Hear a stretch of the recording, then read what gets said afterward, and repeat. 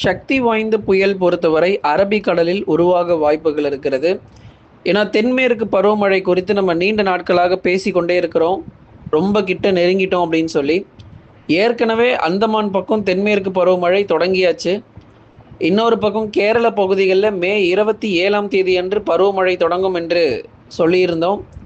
ஆனால் நமக்கு இந்த புயல் உருவாகிறதுனால மே 27ல இருந்து இல்லைங்க, அதுக்கு முன்னாடியே கூட மழை பொழிவு ரொம்ப தீவிரமாக பெய்ய ஆரம்பிச்சிடும்.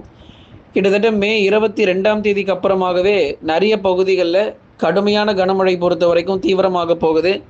வெள்ளக்காடாக கேரளா மாறும், அதில் எந்த மாற்றமும் இல்லை. பல பகுதிகள் ஆரம்பமே அதீத கனமழையோட இந்த பருவமழை வந்து ஆரம்பிக்குது. கர்நாடகாவிலும் சரி, ஆரம்பமே அதீத கனமழை 40 சென்டிமீட்டர் 50 சென்டிமீட்டர்னு அவ்வளவு மழை பொழிவுகள் இந்த புயல் பொறுத்த வரைக்கும் இருக்க போது. இந்த புயல் ஒருவேளை கேரளா மற்றும் கர்நாடகாவிற்கு மிக அருகே வந்து விலகி போச்சு அப்படின்னா வரலாறு காணாத மழை பொழிவு இந்த இரண்டு மாநிலங்களும் சந்திக்கும். அதே சமயம் இந்த புயல் பொறுத்தவரை ஒரு நீண்ட தூரத்தில் விலகி போச்சு அப்படின்னா ஒரு மிக கனமழையோட முடியும்.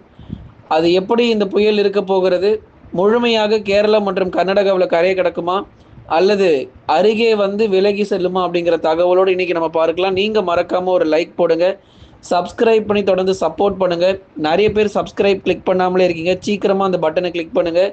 ஏன்னா அடுத்தடுத்த தேதிகள் பார்க்க போகிறோம். வெறும் கேரளா கர்நாடகாவை மட்டும் பார்க்க போகிறது இல்லை, தமிழ்நாட்டிலும் இதனுடைய தாக்கம் இருக்க தான் போகிறது. எந்தெந்த மாவட்டங்களில் இதனுடைய தாக்கம் மற்றும் பாதிப்புகள் என்று சொல்லி இன்றைக்கு நம்ம மிக விரிவாக நம்ம பார்க்கலாம். நீங்கள் நண்பர்களே மறக்காமல் உங்கள் உறவினர்கள் மற்றும் நண்பர்கள் தெரியப்படுத்த ஷேர் பண்ணுங்கள். மே இறுதியில் சக்தி வாய்ந்த புயல் சின்னம் பொறுத்த வரைக்கும் அரபிக்கடல் பகுதிகளில் கண்டிப்பாக உருவாகும். ஏற்கனவே நமக்கு வங்கக்கடல் பகுதிகளில் ஒரு குறைந்த காற்றழுத்த தாழ்வு பகுதியானது உருவாகிறதுக்கான வாய்ப்பும் இருக்கு. ஆனால் அது அந்த அளவிற்கு தீவிரமாக போறதில்லை. ஆனால் இந்த அரபிக்கடல்ல உருவாகிறது வந்து ரொம்ப தீவிர புயலாக மாறப்போகிறது. ஏன்னா இது எத்தனை கிலோமீட்டர் வேகம் வரைக்கும் வீசும் அப்படிங்கிறதும் பல பேர் வந்து தகவல் கேட்டிருந்தீங்க. அதையும் நம்ம கண்டிப்பாக சொல்றோம். இதன் காரணமாக கேரளா மற்றும் கர்நாடகாவில் மே இறுதியில் அதீத கனமழை வரைக்கும் நிச்சயமாக இருக்க போகுது. குறைஞ்சது 40 சென்டிமீட்டர் மழை பொழிவு கடலோரத்தில் வந்து பதிவாகும். அதிகபட்சம் 50லேருந்து 60 கூட நமக்கு வந்து போகலாம். எது எப்படியோ இந்த புயல்னால இந்த கேரளாவினுடைய கடலோர பகுதிகள், கர்நாடகாவினுடைய கடலோர பகுதிகள் மற்றும் மகாராஷ்டிரா, குஜராத் மாநிலங்களிலும் பல்வேறு இடங்களில் நல்ல ஒரு சிறப்பான மழை பொழிவு இந்த தென்மேற்கு பருவமழை ஆரம்பமே அதிரடியாக தொடங்கியிருக்கு அப்படின்னு தான் நம்ம சொல்லி ஆகணும். தொடர்ந்து பார்க்கலாம். தமிழ்நாடு பொறுத்த வரைக்கும் மாலை, இரவு மற்றும் நள்ளிரவு நேரங்கள் இனி வரும் நாட்களில் பரவலாக நமக்கு மழை வாய்ப்பு கிடைக்கும். ஏன்னா அங்கே தானே நமக்கு புயல் வருது, நமக்கு என்னங்க மழை வரப்போகுதுன்னு கேட்காதீங்க. நமக்கும் நம்ம மழை வருவதற்கான வாய்ப்பு இருக்கு. எந்தெந்த மாவட்டத்தில் ரொம்ப தீவிரமான மழை இருக்கும் அப்படிங்கிற மிக தெளிவான தகவல் பார்க்க போகிறோம். ஆனால் அதுக்கு முன்னாடி இந்த புயலுடைய வேகத்தன்மை பொறுத்தவரை 130 கிலோமீட்டர் வேகம் வரைக்கும் அதிகபட்சம் கடல் பகுதிகள் இருக்கும்போது வந்து பதிவாகும். 130 135 கூட சில சமயங்கள்ல போகலாம். இது வந்து அசுர புயலாக, அதாவது சூப்பர் சைக்ளோன் என்று சொல்லக்கூடிய அதிவேக தீவிர புயலாக இது வந்து மாறுமா, அதி தீவிர புயலாக மாறுமா அப்படிங்கிறத வரும் நாட்கள்ல சொல்றோம். தற்போதைக்கு ஒரு தீவிர புயலாக மாறுவதற்கான வாய்ப்புகள் மட்டுமே அதிகமா இருக்கு. இது அப்படியே அதி தீவிர புயலாக சூப்பர் சைக்ளோனாக உருவெடுக்குமா அப்படிங்கிறத வரும் நாட்கள்ல உங்களுக்கு நிச்சயமா சொல்லிடுறோம். மழை பொழிவு ரொம்ப தீவிரமா இருக்குங்க, அதுதாங்க நம்ம சொல்ல போகிறோம். குறிப்பா வட தமிழக உள் மாவட்டங்கள், பெரும்பாலும் உள் மாவட்டங்கள் நல்ல ஒரு தீவிர மழை கிடைக்கும். சேலம், நாமக்கல், கரூர், திருப்பூர், ஈரோடு, கிருஷ்ணகிரி, தருமபுரி, வேலூர், திருப்பத்தூர், ராணிப்பேட்டை மற்றும் திருவண்ணாமலை உள்ளிட்ட மாவட்டத்தில் அதிகபட்சம் கனமழைங்கிறது எல்லா இடத்துலையும் வந்துருங்க, அதுல மாற்று கருத்து இல்லை. ஆனா சில இடத்துல மிக கனமழை கொட்டி தீர்க்க போது, தயவு செய்து உஷாராக இருங்க. கோடை காலம் தானே, மே மாதத்துல எப்படிங்க நமக்கெல்லாம் வெள்ளம் வருமா அப்படிலாம் நீங்க யோசிக்காதீங்க. மே மாதத்திலும் மிக கனமழைக்கான வாய்ப்பு இருக்கு அப்படிங்கிறத இனி வரும் நாட்கள் நம்ம பார்க்க போகிறோம். பருவமழை அந்த அளவிற்கு ரொம்ப தீவிரமாக உக்கிரமாக இருக்கிற தென்மேற்கு பருவமழையானது அடுத்தடுத்து வரும் நாட்கள் வெயிலுடைய தாக்கம் கிட்டத்தட்ட நமக்கு நிறைய மாவட்டங்கள்ல மழை வந்திருக்கு. ஆனா ஒரு சில மாவட்டத்துல மட்டும் மழையே நான் வரமாட்டேன்னு சொல்லி அடம் பிடிச்சிக்கிட்டு இருக்கதா நிறைய பேர் சொல்லிட்டு இருக்கீங்க.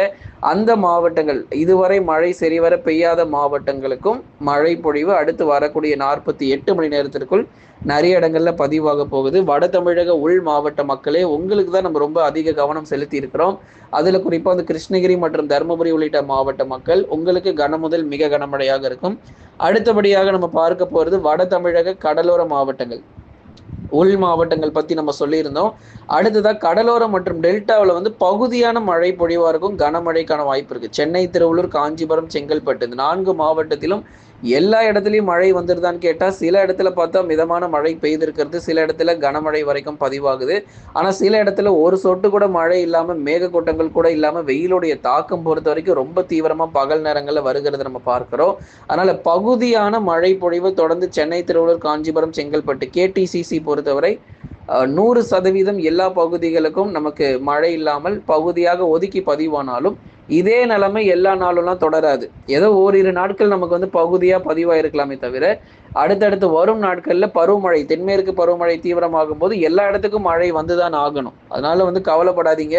அந்த ஊருக்கு எங்க பக்கத்து ஊர்ல மழை வந்துச்சு, ஆனா எங்க ஊர்ல மட்டும் மழைய காணோம் அப்படின்னு சொல்லிட்டு, உங்க பகுதிகளுக்கும் உறுதியாக மழை கிடைக்கும். விழுப்புரம், கள்ளக்குறிச்சி, புதுச்சேரி, காரைக்கால், கடலூர் உள்ளிட்ட இடங்களிலும் கனமழையானது பல்வேறு பகுதிகளில் அதிகரிக்கும்.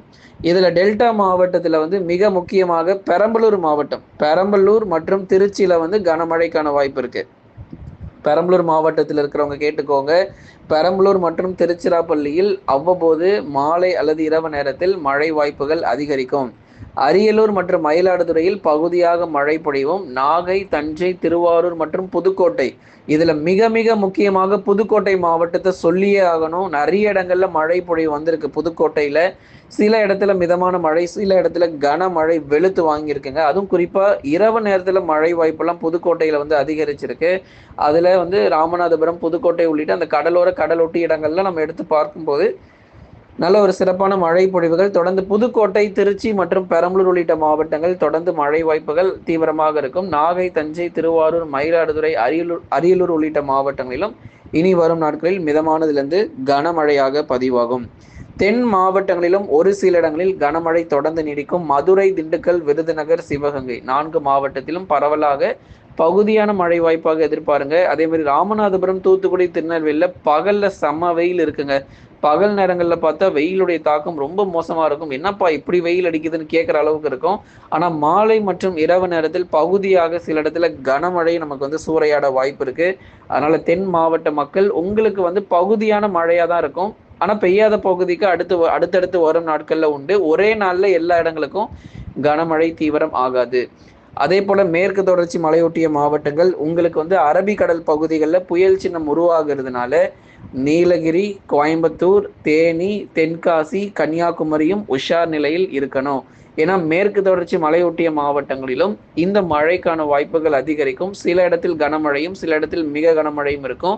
ஏற்கனவே சொன்னது போல நிலச்சரிவு, வெள்ளப்பெருக்கு எல்லாமே இந்த வருஷம் தென்மேற்கு பருவமழையில காத்துக்கிட்டு இருக்கு. அதற்கான அறிகுறியும் தொடங்க ஆரம்பிச்சிருச்சு. அதற்கான அறிகுறி தான் இந்த புயல் சின்னம். கண்டிப்பாக அதிக அளவு மேகக்கூட்டங்கள், வெறும் கேரளாவில் மட்டுமே மேகங்கள் வந்து அப்படியே போயிடாது.